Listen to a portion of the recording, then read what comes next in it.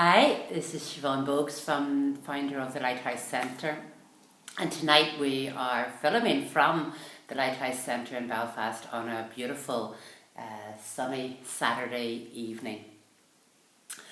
Today I wanted to share some thoughts with you about, well, as the title says, where do you go in Ireland whenever you stop wanting to worship in the pub?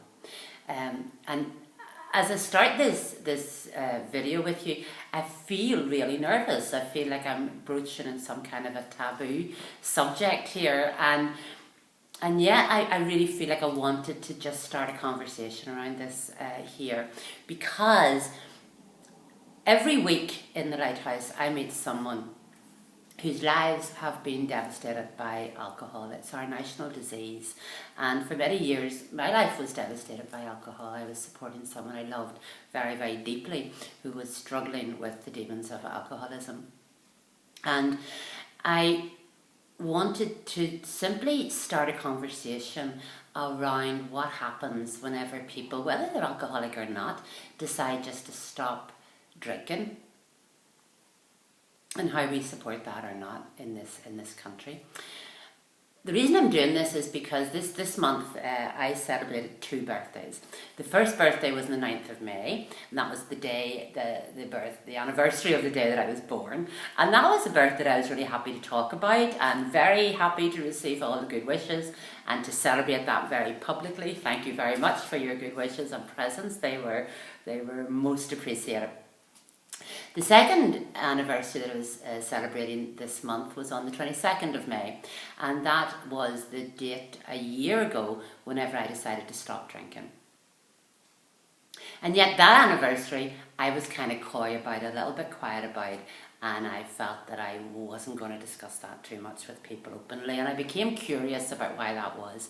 And I decided, really, because of the learning that I've had over the last year and because of what I do here in the Lighthouse, that I really had to kind of walk my talk a bit and share some thoughts with you tonight, simply in terms of sharing some of what I've learned over the last year, and maybe opening a conversation around that might be helpful. So what happened was, this time last year, I was at a workshop in a rehab unit with my teacher, Harshita Wagner, who was here from America.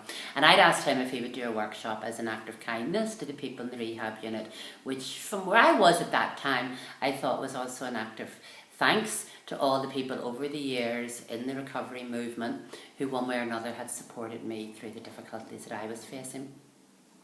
But in fact, what happened was, very quickly into that workshop, I began to realise that a lot of the issues that Harshita was raising actually applied to me. That it was kind of easy, in a sense, to label myself over the years as the woman who was supporting the person who was struggling with alcohol. And by doing that, I was able to neatly kind of avoid whether or not alcohol was serving me in my life. And some of the points that he made about the way in which alcohol can be used to lubricate social situations, the way in which it can be used to numb kind of pain that isn't being looked at, all of that made a lot of sense to me. Really resonated with me to the point that, in fact, that day I decided to stop drinking. And a year's gone by and I haven't drank since. And that year has been a year of real learning for me, because I began to realise that the stopping drinking wasn't the hardest bit. The bit of real learning was around how would I engage in social situations, how would I spend my time here, my leisure time, if I wasn't using alcohol in the way that I had before. And also, in the evenings I'd get into a little bit of a habit of having some drink of an evening if I was tired or feeling stressed, and what would I do to replace that? And so I began to work a lot on that. And one of the things that has really struck me over this whole year was a conversation that I had that day in that rehab unit with a man who had been in and out of recovery for many, many years. And he pointed to me during a break. We were in a garden, and he pointed to me across the road, and there across the road, only in Ireland would you have, right across the road from the rehab unit, a pub. And he said to me something along the lines of, Siobhan, that place is our place of worship in this town. That place is our community centre. We go there when we're happy, we go there when we're sad, we go there when someone is born, we go there when someone dies. We gather there when we get married, we gather there when we get divorced. Nobody in all my years in recovery has been able to explain to me, where do I go when I can't go there? And that really resonated with me as to how much the very kind of fabric of our lives here can be developed around alcohol. How alcohol is like the centre of so many social functions of so much of our life. And don't get me wrong, for many years I really enjoyed it. For many years I enjoyed the fun of that, and I absolutely, if alcohol is something that you want to do and it's something that you enjoy and it's something that, you know, do it. You know, this is not about that.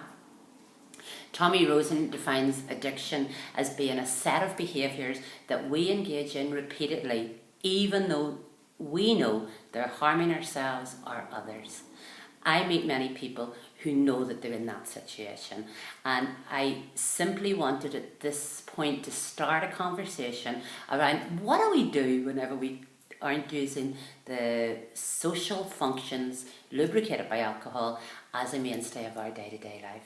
What happens then? How do we support people who have made a decision that they want to move away from alcohol and want to develop a different way of living? How do we support them? How do we support that conversation? Because it is challenging, but it is so worthwhile for those who want to do it. And again, I'm not preaching or judging. I'm simply saying that for some people, for many people that I'm meeting at the moment, that's the journey that they're deciding to embark on. And I suppose I just wanted to make a contribution to supporting that by saying let's look at some of the issues underneath the kind of way, the kind of conversations that we're used to developing around alcohol. I remember so well, you know, as I was growing up, it was all about, you know, he's not able to hold his drink, or he's a great man, look at how much drink he can hold. Or for me, you know, as a girl, look at how she can drink the men under the table, you know. Those are the kind of things that gave us kudos. And I'd really love to find a way of moving away from that for those of us who have decided that we need a space to do that. Because the alcohol, for one reason or another, is no longer serving us. So, thank you for listening. It's just simply a starter for 10 to open this conversation. I'll be really interested in your comments below. And of course, here in the Lighthouse, we're very open to welcoming anyone that might want to come and join in that conversation. Thank you very much. And until the next time, may you have lots of love, luck and laughter. Bye.